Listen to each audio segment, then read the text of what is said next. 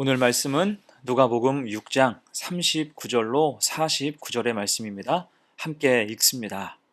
또 비유로 말씀하시되 맹인이 맹인을 인도할 수 있느냐? 둘이 다 구덩이에 빠지지 아니하겠느냐? 제자가 그 선생보다 높지 못하나 무릇 온전하게 된 자는 그 선생과 같으리라. 어찌하여 형제의 눈 속에 있는 티는 보고 내 눈 속에 있는 들보는 깨닫지 못하느냐? 너는 내 눈 속에 있는 들보를 보지 못하면서 어찌하여 형제에게 말하기를 형제여 나로 내 눈 속에 있는 티를 빼게 하라 할 수 있느냐? 외식하는 자여 먼저 내 눈 속에서 들보를 빼라. 그 후에야 내가 밝히 보고 형제의 눈 속에 있는 티를 빼리라. 못된 열매 맺는 좋은 나무가 없고 또 좋은 열매 맺는 못된 나무가 없느니라. 나무는 각각 그 열매로 아나니 가시나무에서 무화과를 또는 찔레에서 포도를 따지 못하느니라. 선한 사람은 마음에 쌓은 선에서 선을 내고 악한 자는 그 쌓은 악에서 악을 내나니 이는 마음에 가득한 것을 입으로 말함이니라. 너희는 나를 불러 주여 주여 하면서도 어찌하여 내가 말하는 것을 행하지 아니하느냐. 내게 나아와 내 말을 듣고 행하는 자마다 누구와 같은 것을 너희에게 보이리라. 집을 짓되 깊이 파고 주추를 반석 위에 놓은 사람과 같으니 큰 물이 나서 탕류가 그 집에 부딪히되 잘 지었기 때문에 능히 요동하지 못하게 하였거니와 듣고 행하지 아니하는 자는 주추 없이 흙 위에 집 지은 사람과 같으니 탕류가 부딪힘에 집이 곧 무너져 파괴됨이 심하니라 하시니라. 무릇 온전하게 된 자는 그 선생과 같으리라 라는 제목으로 말씀 증거합니다. 어제 말씀에서 주님은 원수를 사랑하라 새 계명의 의미를 말씀해 주셨어요. 이어서 오늘 말씀에서는 믿음으로 살아야 하는 우리가 신앙의 뿌리를 어떻게 관리할 것인지 굉장히 중요한 말씀을 하십니다. 39절이에요. 또 비유로 말씀하시되 맹인이 맹인을 인도할 수 있느냐? 둘이 다 구덩이에 빠지지 아니하겠느냐? 상식적인 이야기죠.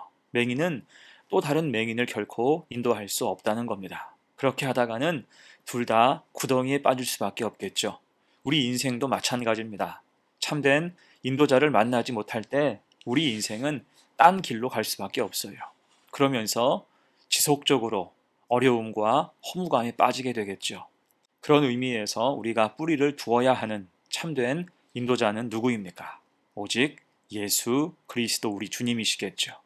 예수님만이 우리의 참된 인도자가 되시며 성경만이 진리가 됩니다. 오늘 40절이에요. 제자가 그 선생보다 높지 못하나 무릇 온전하게 된 자는 그 선생과 같으리라. 아멘. 곧 우리는 부족하지만 주님이 우리와 함께 계신다는 거예요. 당연히 우리는 주님을 따라가는 것이 마땅합니다. 그러면 성도된 우리가 주님을 온전히 따르지 못할 때, 주님께 뿌리 두지 못할 때 우리에게 어떤 문제가 생길까? 두 가지로 생각해 봅니다. 첫 번째, 믿음의 균형이 다 깨지게 돼요. 여러분, 주님은 온전하십니다. 은혜와 진리, 길과 진리와 생명이 되세요. 그 삶을 통해서도 누구에게든 따뜻하고 친절하셨지요. 또한 진리 앞에서는 단호하셨어요. 넘겨짚지 않으셨고 함부로 사람을 향해서도 차별하지 않으셨습니다. 그래서 42절에서 우리에게도 말씀해 주세요. 너는 내 눈 속에 있는 들보를 보지 못하면서 어찌하여 형제에게 말하기를 형제여 나로 내 눈 속에 있는 티를 빼게 하라 할 수 있느냐. 외식하는 자여 먼저 내 눈 속에서 들보를 빼라. 그 후에야 내가 밝히 보고 형제의 눈 속에 있는 티를 빼리라. 아멘. 여러분, 흔히 사람의 문제가 무엇입니까? 표리부동할 때가 많다는 거예요. 겉으로는 근사하지만 속은 그렇지 못할 때가 많아요. 또한 내로남불이라는 말처럼 사람의 눈은 자신을 향해서는 지극히 관대하지만 다른 사람에게는 냉혹하리만큼 날카로울 때가 많습니다. 그러니 서로 지적하고 상처 주며 다툼이 많은 거예요. 이에 예수님은 형제의 눈 속에 있는 티를 빼려고 하지 말고 먼저 내 눈 속에 있는 들보를 빼라 말씀해 주세요. 여기서 들보가 무엇입니까? 들보는 집을 건축할 때 사용하는 큰 목재입니다. 그것이 우리 속에, 우리 눈 속에 들어와 있는 것과 같다는 거예요. 그만큼 큰 문제와 하자가 있는 것이 대부분 우리 인생의 모습일진데, 그것은 그냥 대충 뭉개고 남의 작은 티에만 몰두한다는 것입니다. 그래서 주님은 다른 사람을 비판하기 전에 먼저 자기 자신을 살펴야 한다고 말씀해 주십니다. 혹시 내 속에 들보가 들어있지 않은지, 곧 내가 교만해 있지 않은지를 점검해야 한다는 거예요. 그럴 때 믿음의 뿌리는 한층 깊어지고 아름답게 성장할 수 있다는 것입니다. 43절로 45절이에요. 못된 열매 맺는 좋은 나무가 없고 또 좋은 열매 맺는 못된 나무가 없느니라.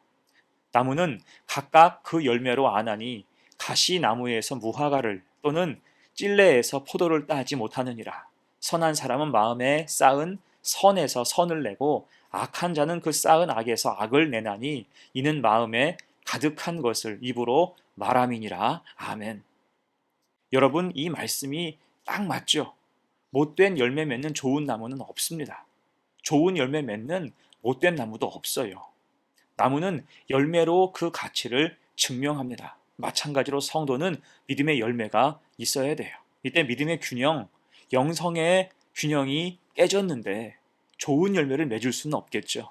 믿음과 영성이 온전할 때 좋은 열매를 맺고 선을 통해서 선이 가득해지는 것입니다. 그래서 세상의 표리부동이나 내로남불이 아니라 주님께 깊이 뿌리 내려서 마음에 쌓은 믿음과 선으로 좋은 열매를 맺어가는, 주신 사명을 잘 감당할 수 있는 귀한 성도가 되시기를 간절히 축원합니다. 아멘. 두 번째예요. 주님께 뿌리 내리지 못하면 두 번째, 불순종이 커집니다. 사실 우리가 성도라고는 하지만 간혹 너무 부끄러울 때가 있어요. 우리의 모습이 성도라고 자신 있게 말하기에는 어딘가 부족하고 모순이 많고 굉장히 이율배반적일 때가 많기 때문입니다.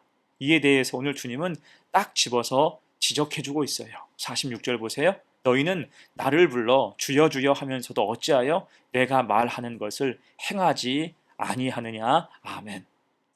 곧 주님이 보실 때 안타깝다는 거예요. 주여 주여 말로는 하는데 주님과 상관없이 살고 있으니 보시기가 괴로우신 것입니다. 또 이것이 성도가 능력 없이 사는 주된 이유가 되겠죠.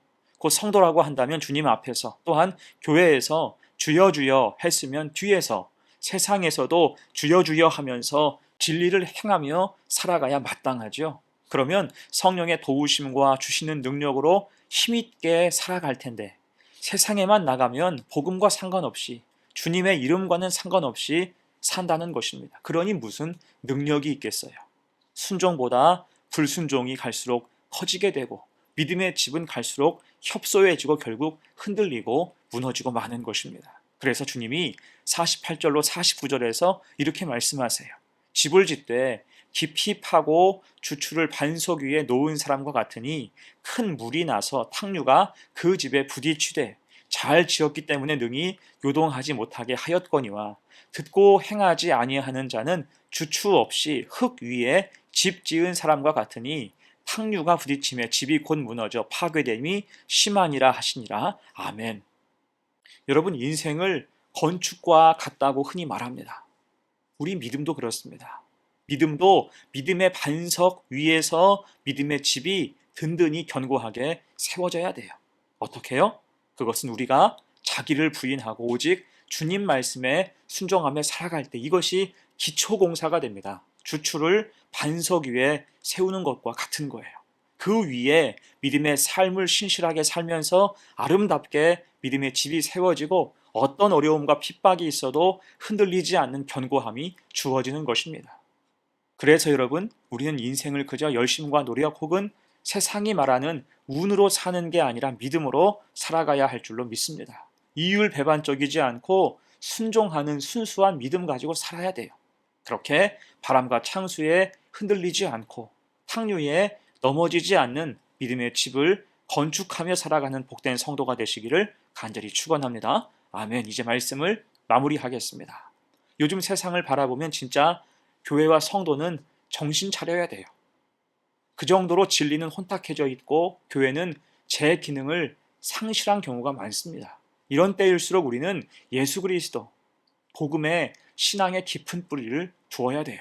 곧 주님 마음으로 생각하고 주님 말씀에서 배운 대로 산다면 충분히 능력 있게 쓰임 받을 수 있고 이 땅의 교회와 성도는 소금과 빛으로 사명을 다할 수 있을 것입니다. 그래서 오늘 말씀을 통해서 분명히 기억해야 돼요. 주님을 온전히 따르지 못할 때 믿음의 균형이 깨져서 좋은 열매를 맺을 수가 없고 불순종이 깊어질 때 믿음의 집은 무너질 수도 있다는 것입니다. 이에 우리는 오늘 40절 말씀을 마음에 새겨야 돼요. 제자가 그 선생보다 높지 못하나 무릇 온전하게 된 자는 그 선생과 같으리라. 아멘. 우린 철저히 연약한 사람이에요. 높은 존재가 아닙니다. 하지만 주님을 철저히 온전히 따를 때 그 선생과 같으리라. 주님과 같다는 게 아니라 주님 능력으로 살아갈 수 있다는 거예요. 이 다짐을 하면서 주님께 늘 뿌리를 두고 점검하면서 오늘 하루도 승리하시기를 간절히 축원합니다. 아멘. 함께 기도합니다. 은혜로우신 하나님, 우리를 향해서 말씀을 주시니 감사합니다. 짧은 시간 가정에서 혹은 운행 중에 또한 직장에서 짬을 내서 말씀을 들을 때 하나님 은혜가 부어지게 하옵소서. 특히 오늘 주신 말씀을 기억해서 주님을 온전히 따르며 깊이 뿌리 내릴 때 신앙의 좋은 열매를 맺고 믿음의 집을 잘 지어나가는 삶을 살게 하옵소서. 흔들리지 않게 하시고 익기 전에 기한 전에 열매가 떨어지지 않게 하옵소서. 그래서 우리 속에 주님 마음이 가득해서 세상에서 살아도 오염되거나 타락하지 않고 믿음으로 승리하게 하옵소서. 감사드리며 예수님의 이름으로 기도합니다. 아멘.